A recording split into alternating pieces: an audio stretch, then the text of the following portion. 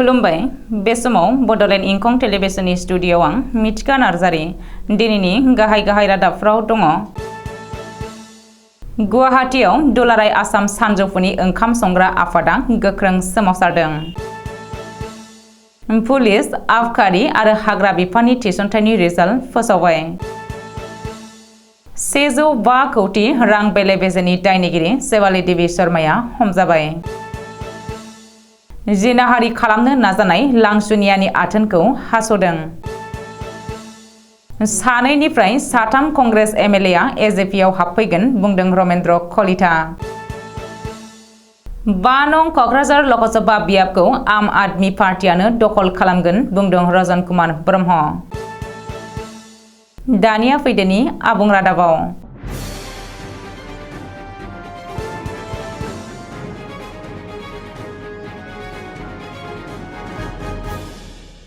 दुलाराय आसाम सानजौफुनि ओंखाम संग्रा आफाद एबा अल आसाम मिड डे मिल वार्कार्स इउनियनआ दिनै गुवाहाटीआव गोख्रों सोमावसारदों। गावसोरनि मोननांगौ दाबिफोरखौ लानानै अल आसाम मिड डे मिल वार्कार्स इउनियनआ दिनै गुवाहाटीआव गोख्रों सोमावसारदों। मिथिनो हानाय बायदिब्ला दान बान्था रेगुलार खालामनाय, दान बान्थाखौ बांहोनाय, दिन्दां जानानै थानाय दान बान्थाखौ थाबैनो दिहुननानै हरनाय आरो गुबुन गुबुन दाबिखौ लानानै काहिलेपारानि असम सर्व शिक्षा अभियान मावख'नि मोखाङाव गोख्रों सोमावसारदों अल आसाम मिड डे मिल वार्कार्स इउनियनआ। मख'नो गोनांदि फरायसालियाव फरायसाफोरनि थाखाय सानजौफुनि ओंखाम संग्राफ्रा बे समाव दानफायाव 1000 रां दान बान्था मोनो। नाथाय बे 1000 रां दान बान्थायाबो थांनाय 5 दाननिफ्रायनो दिन्दां जानानै दं होननानै आफादा अजद होदों। बेजों लोगोसे सानजौफुनि ओंखाम संग्राफोरनि दान बान्थाखौ 1000 निफ्राय 1600 रांसिम बारायना होनो थाखाय इउनियनआ दाबि खालामदों। गिबि मन्त्रि डक्टर हिमन्त बिश्व शर्मानि लिडारशिपआव स्टेट लेभेल पुलिस रिक्रुटमेन्टनि बानजायनायाव आसाम पुलिस, आबखारि आरो हाग्रा बिफाननि थिसनथायनि थाखाय खुंजानाय सायख' आनजादनि रिजाल्टखौ फोसावबाय। आसाम पुलिस, आबखारि आरो हाग्रा बिफाननि गासै 5739 मासनि थाखाय खुंनाय सायख' आनजादनि रिजाल्टखौ फोसावबाय। दिनै फुंनि 11 रिंगायाव आनजादनि रिजाल्ट फोसावदों। आसामनि डिजिपि जिपि सिंहआ दिनै खौरांगिरि मेल खुंनानै सायख' आनजादनि रिजाल्टखौ फोसावदों। नाथाय सानजौफु 12 रिंगानि उनावसो बे रिजाल्टखौ वेबसाइटआव फोसावनाय जादों। मिथिनो हानाय बायदिब्ला गासै 5739 मासनि गेजेराव 5421 मासनि थाखायल' बिजाथि सायख'नाय जादों। आद्रा थानाय 309 मासिफोरनि थाखाय गोरोबनाय बिजाथि मोनैनि जुनै लांदाङैनो लाखिफिननाय जादों। जोबनायाव पुलिसनि जेआव नांबाय शेवाली देवी शर्मा। राजस्थाननि आजमेरनिफ्राय हमदों एससीईआरटी बेले-बेजेनि गाहाय दायनिगिरि आईएएस अफिसार शेवाली देवी शर्माखौ। मख'नो गोनांदि एससीईआरटीनि 105 कौटि रां बेले-बेजे खालामनायनि गाहाय दायनिगिरि शेवाली देवी शर्माया। शेवालीजों लोगोसे सन्देह गोनां गुबुन 3 सुबुंखौबो पुलिसआ हमदों। शेवालीजों हमजानाय 3 सुबुङा जादों बिजामादै अजित पाल सिंह, लोगो आमिन आरो खामानि मावग्रा आजमी कायता। नोजोरथावना दि एससीईआरटीनि बेले-बेजेनि गाहाय दायनिगिरि शेवाली देवी शर्माया गोलाव समनिफ्रायनो खारखोमानानै दङमोन। नाथाय राजस्थान पुलिसनि मददाव गिबि मन्थ्रिनि भिजिलेन्सआ राजस्थाननि ग्रसलेन्ड कटाली मुंनि गंसे हटेलनिफ्राय शेवालीखौ हमनो हादों।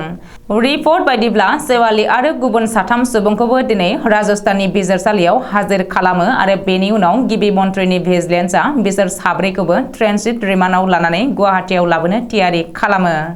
बेखौबो मख'नो नांगोन दि बिफानारि माखासे रांखौ जाख्ल'नायनि अजदआव साख्रिनिफ्राय सासपेन्ड खालामजानाय आईएएस अफिसार शेवाली देवी शर्माखौ गिबि मन्थ्रिनि भिजिलेन्स सेलआ बावैसो बारग'लांनाय बैसागु फोरबोनि सिगां जेरा खालामदोंमोन। मरिगावआव जादों मोनसे सोमोनांथाव जाथाय। जिनाहारि खालामनो नाजानाय लांसुनियानि आथोनखौ हास'नानै होदों सैनांनाय आइजोआ। मरिगावनि बालिमारियाव जादों बे सोमोनांथाव जाथाया। जिनाहारि खालामनो नाजानाय आथोन हास'जानाय लाइमोनखौ दरं जिल्ला धुलानि उस्मान आली होननानै सिनायथिनो हादों। मिथिनो हानाय बायदिब्ला उस्मान आलीया बरालिमारिनि गथ' गथाय गैजायै 2 बिसि फिसायखौ फाहामथाय होनो आरो जादु मोन्थोर खालामनो थाखाय थांदोंमोन। नाथाय लांसुनिया उस्मान आलीया आइजोखौ फाहामथाय होनायनि खाबु लानानै जिनाहारि खालामनो नाजादोंमोन। बे समावनो आइजोआ उस्मान आलीनि आथोनखौ हास'नानै होयो। बबेखानि जायगानि सुबुंफोरनि मददाव लाइमोनखौ मरिगाव सिभिल हस्पिटालाव गोख्रैनो थिसननाय जादोंमोनब्लाबो उननि समाव गोजौ फाहामथायनि थाखाय गुवाहाटी मेडिकेल कलेज आरो हस्पिटालाव लाबोनाय जायो होननानै मिथिनो हादों।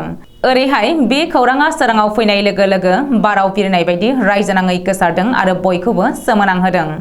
बबेखानि आइजोनि बेबायदि सहखौ बाख्नायनायजों लोगोसे गाज्रि मावोब्ला गाज्रि फिथाइ मोनो होननानै ससियेल मिडियायाव बायदि बायदि कमेन्ट होनायफोरखौबो नुनो मोन्दों। कंग्रेसनि सानैनिफ्राय साथाम एमएलएआ असम गण परिषदआव हाबफैगोन। बे दाबिखौ खालामदों एजेपिनि दैदेनगिरि सोनाब गुवाहाटीनि एमएलए रमेन्द्र नारायण कलिताया।